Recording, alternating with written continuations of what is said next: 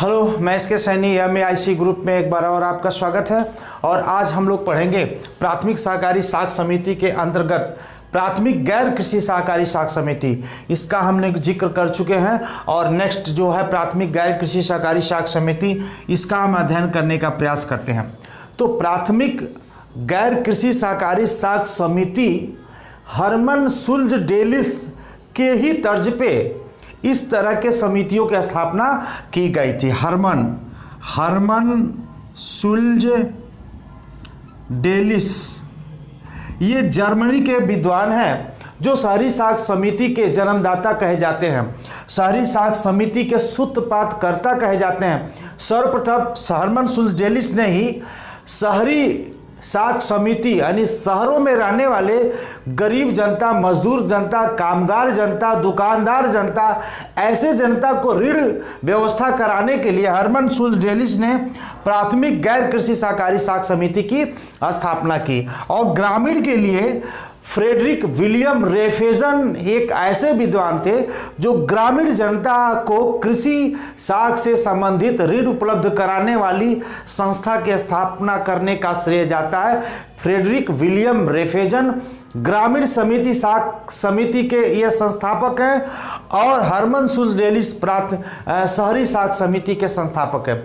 तो प्राथमिक गैर कृषि सहकारी साख समितियां हरमन सुल्ज डेलिस के ही सिद्धांतों पे ये आधारित है, क्योंकि इसकी जो स्थापना होता है, जो इसका जो कार्य क्षेत्र होता है, जैसे ऐसे समितियों की स्थापना, ये जैसे हम सोच सकते हैं प्राथमिक गैर कृषि सहकारी साख समिति है, जो इसका जो कार्य क्षेत्र है ये क्या होता है, ये छोटा जो कस्बा होता है, छोटे कस्बों में इस तरह की समितियों की स्थापना होती है, या चौराहे पे ऐसी समितियों की स्थापना होती है, या ऐसे जो जहाँ पे कोई छोटा मोटा दुकान चल सके, जैसे मान लीजिए कोई ऐसा धार्मिक स्थल है जहाँ पे बहुत सारी दुकानों की स्थापना की गई है। तो इस तरह का कहने का मतलब है कि इनका जो एरिया होता है बहुत सीमित होता है, छोटे जगहों पे होता है, तो इसको हम बोलते हैं प्राथमिक गैर कृषि सहकारी साख समिति। इनका जो क्षेत्र होता है बहुत छोटा होता है। नेक्स्ट हम देखते हैं सदस्यता की बात करते हैं। इसके सदस्य कौन होते हैं उनकी बात करते हैं। इसके सदस्य जो होते हैं यह मजदूर होते हैं, इसके सदस्य मजदूर होते हैं, और इसके सदस्य जो दुकानदार होते हैं, इसके सदस्य जो मान लीजिए छोटा मोटा ठेला वाला हो सकता है, या इसके दुकान साइकिल बनाने वाला होता है, इसका दुकान पान बेचने वाला होता है, रेडीमेड वाला होता है। यानी हम कह सकते हैं इस तरह की समितियों के जो सदस्य होते हैं जो कहीं न कहीं डेली कहीं किसी बेस से उनको इनकम आ रहा है, कहीं न कहीं से वो पैसे प्राप्त कर रहे हैं, कोई न कोई सामान बेच रहे हैं, किसी न किसी वस्तु का उत्पादन कर रहे हैं। तो ऐसे व्यक्तियों के द्वारा इस समितियों की स्थापना की जाती है। ऐसे लोग इसके सदस्य होते हैं। जैसे मान लीजिए हमने बताया कि दुकानदार होता है, तो अपने दुकान में कुछ वस्तुओं को और परचेज करने के लिए अगर उसके पास ऋण की कमी है तो इस समितियों से वो ऋण लेकर के अपनी दुकानदारी को बढ़ा देता है। ठेला वाला का भी यही हाल है, ठेले वाले के पास पैसे नहीं होते हैं, अगर इस समिति का मेंबर है तो इस समिति के द्वारा ठेला में और सारे सामान रख करके वो बेचने का काम करता है, जिससे इसको इनकम जनरेट होता है। साइकिल बनाने वाला है जो पंचर बना रहा है, उसको भी बहुत सारी ऐसी संसाधनों की जरूरत पड़ती है जो धन के अभाव में वो नहीं खोल पाता। पान वाला होता है, रेडीमेड वाला होता है, ऐसे सब्जी वाला भी हम कह सकते हैं। तो ऐसे जो लोग होते हैं इससे समितियों के सदस्य होते हैं, और यह समिति इन लोगों को ऋण देने में थोड़ा सा भी हिचक नहीं खाती है, क्योंकि डेली का इनका टर्नओवर है, जिससे समिति पूरी तरह से अस्वस्थ है कि डेली कहीं ना कहीं कोई न कोई इनकम इनके पास जनरेट होता है। तो हमारा जो EMI, हमारा जो किस्त है, जो हमारा जो ऋण है वो ब्याज के साथ हमें मिल जाएगा। तो ऐसे समितियों को ये मेंबर बनाता है जहां पे पैसे डूबने की संभावनाएं नहीं होता है, क्योंकि इनकी जो संख्या होती है बहुत कम होती है लेकिन सॉलिड होती है, और अपनी इनकम को बढ़ाने के लिए ये भी लोग समितियों से अच्छा व्यवहार करने का प्रयास करते हैं। तो इस तरह से हमने देखा सदस्यता की स्थिति, ऐसे लोग इस समिति के मेंबर होते हैं, सदस्य होते हैं। अब एक चीज और बात है, गठन की बात आता है। इसमें जो न्यूनतम और अधिकतम की बात कही गई है, कम से कम 10 सदस्य से लेकर 100 सदस्य इस समितियों की स्थापना कर सकते हैं। तो लेकिन अगर 100 सदस्य नहीं, अगर न्यूनतम 10 सदस्य हैं तो 10 सदस्य भी मिलकर के ऐसे प्राथमिक गैर कृषि सहकारी साख समिति का स्थापना कर सकते हैं। यानी प्राथमिक गैर कृषि सहकारी साख समिति से तात्पर्य है कि ग्रामीण जनता से संबंधित नहीं है, ये गांव के जनता जो किसान होते हैं, किसानों से रिलेटेड नहीं है। यानी कृषि कार्य के लिए ऋण नहीं दिया जाता है, अक्सर ये उत्पादन कार्यों के लिए ऋण दिया जाता है, प्रोडक्शन फाइनेंस किया जाता है, जहाँ पे उत्पादन होता हो, जहाँ पे उनको डेली इनकम का स्रोत हो, तो ऐसे जगह पे समितियों की स्थापना की जाती है। इसीलिए बोलते हैं प्राथमिक गैर कृषि, यानी प्राथमिक गैर कृषि, इसमें कृषि से संबंधित कोई काम नहीं होता है। इसमें क्या होता है, प्राथमिक कृषि सहकारी यानी कृषि से संबंधित इसमें कार्य होता है, कृषि से संबंधित इनको ऋण दिया जाता है और इसमें 75% किसान ही इसके सदस्य होते हैं। इसमें क्या होता है कि समझिए कि 100% जो इसके सदस्य होते हैं कोई ना कोई व्यापार, उद्योग धंधे, छोटे मोटे संस्थाओं से जुड़े हुए होते हैं। नेक्स्ट है दायित्व की बात करते हैं। गठन की बात हो गई, 10 से 100 की संख्या में इनकी होती है, लेकिन न्यूनतम 10 व्यक्ति भी संस्था की स्थापना करके ये संचालित कर सकता है। अब हम बात करते हैं दायित्व। तो इन समिति के जितने भी मेंबर होते हैं उनका दायित्व बहुत कम होता है, क्योंकि पैसे लेते हैं, पैसे जमा करते हैं और बहुत ज़्यादा रिस्पॉन्सिबिलिटी नहीं होती है। बस इतना ही देख रेख होता है, कौन ले गया, कौन नहीं ले गया, किस तरह के व्यक्तियों को ऋण देना चाहिए।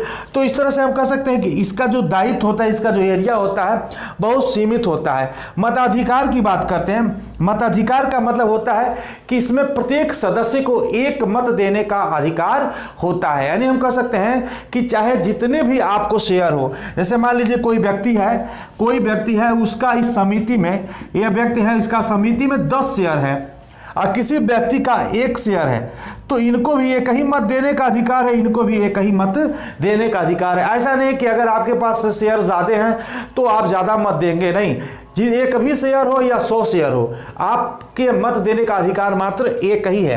नेक्स्ट बात करते हैं, हम पूंजी की बात करते हैं, कैपिटल की बात करते हैं। ये जो समिति होती है वो कहाँ से पूंजी की व्यवस्था करती है, कहाँ से कैपिटल, कहाँ से मतलब अपने पास पैसे की व्यवस्था करती है।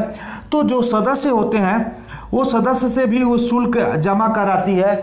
ये क्या करती, जो भी व्यक्ति होता है जमा स्वीकार करता है, यानी ऋण देने का भी काम करता है और जमा स्वीकार भी करता है। तो जितने भी मेंबर्स होते हैं, मेंबर्स के द्वारा जो जमाएं स्वीकार की जाती है ये प्राथमिक कृषि सहकारी साख समिति, गैर कृषि सहकारी साख समिति में, तो जमा के भी द्वारा ये अपने पास पूंजी प्राप्त करते हैं अंश बेचकर। यानी कह सकते हैं कि शेयर के भी माध्यम से ये अपने पास पूंजी की व्यवस्था करते हैं। ये ऋण पत्र भी बेचते हैं, ऋण पत्र के भी माध्यम से यह जमा प्राप्त करते हैं। एक्सटर्नल इंटरनल दोनों, यानी बाह्य ऋण भी, बाह्य तरह से भी पूंजी की व्यवस्था करते हैं और आंतरिक, ये सब आंतरिक तरीके से पूंजी की व्यवस्था हो गया। और जैसे केंद्रीय सहकारी जो साख समिति होती है उनके द्वारा भी यह ऋण प्रदान करते हैं, कैपिटल प्रदान करते हैं, पूंजी प्राप्त करते हैं।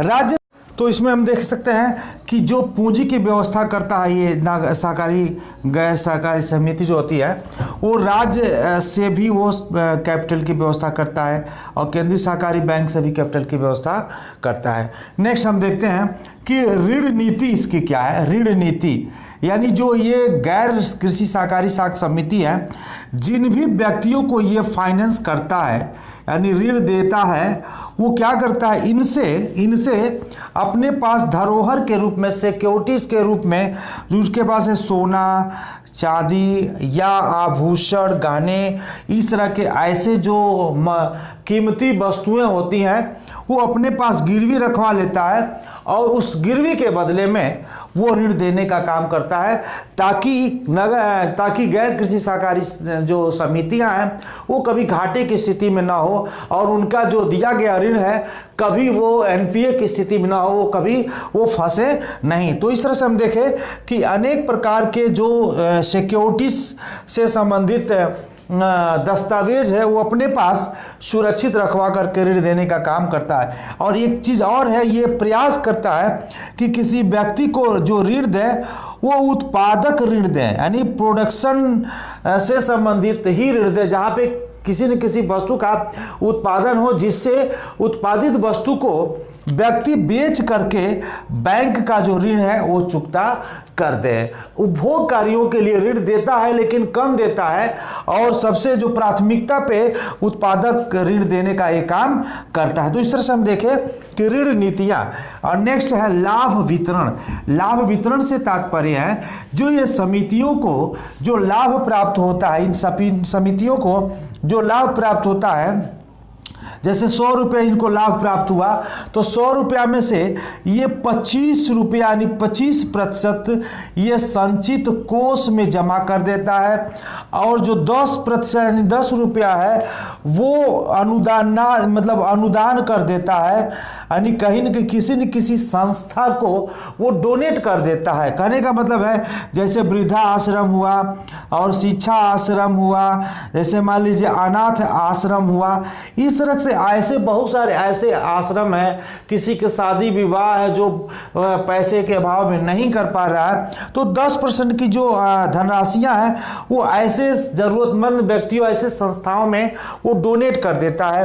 और बाकी जो 65% बचता है, जितने इसके मेंबर्स होते हैं 100 और 10 के बीच में, इन सभी मेंबरों को जो लाभांश का हिस्सा होता है उसको क्या करता है, वितरित कर देता है। तो इस तरह से हम देख सकते हैं अपने लाभांश का वो वितरण कर देता है, और लाभांश के वितरण के बाद आता है निरीक्षण तथा अंकेक्षण।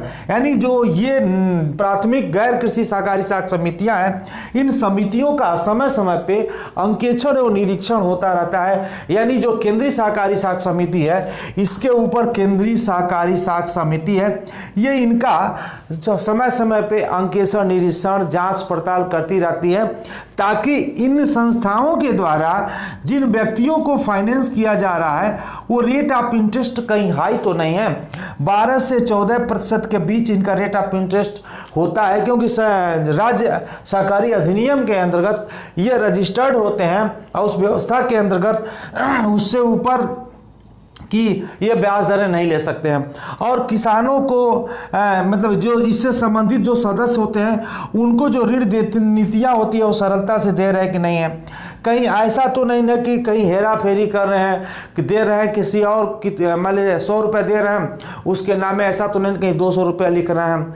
बहुत सारे ऐसी चीज़, क्यों केवल ऐसा तो नहीं केवल अपने सगे संबंधियों को ही फाइनेंस कर रहे हैं और आम व्यक्ति को फाइनेंस नहीं कर रहे हैं। तो ये जो केंद्रीय सहकारी साख समिति है इसका अंकेक्षण करती है, निरीक्षण करती है। अगर कहीं से इनमें कमियां पाती हैं तो ये जो केंद्रीय सहकारी साख समिति इनको अनुदान देती है वो अनुदान देना बंद कर देगा, तो राज्य सहकारी समिति इनको अनुदान बंद कर देगा।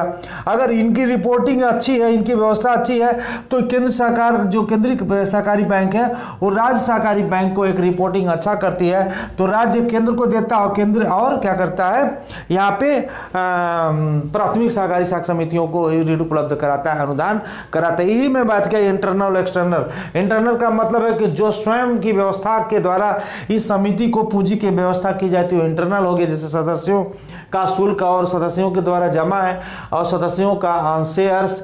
लेकिन जब केंद्र सरकार के द्वारा, केंद्रीय सहकारी बैंक के द्वारा, राज्य सहकारी बैंक के द्वारा, केंद्रीय सरकार के द्वारा जो अनुदान इनको मिलता है वो एक्सटर्नल में बाहरी पूंजी का स्रोत होता है। तो इस तरह से हमने देखा कि प्राथमिक गैर कृषि सहकारी साख समिति आज यहीं समाप्त होता है, और नेक्स्ट इसके बाद हम लोगों ने पढ़ेंगे केंद्रीय सहकारी साख समिति, उसके बाद राज्य सहकारी साख समिति, इसकी प्रगति, इसकी रिपोर्ट, इसकी दोष, इसको हानियाँ कैसे दूर किया जाए। तो आज के लिए इतना ही, और बने रहें हमारे साथ। और मैं चाहूँगा कि हमारे वीडियोज़ को लाइक्स करें, सब्सक्राइब करें, ताकि ज़्यादा से ज़्यादा हम भी आपके साथ ऊर्जा से जुड़ सकें। धन्यवाद।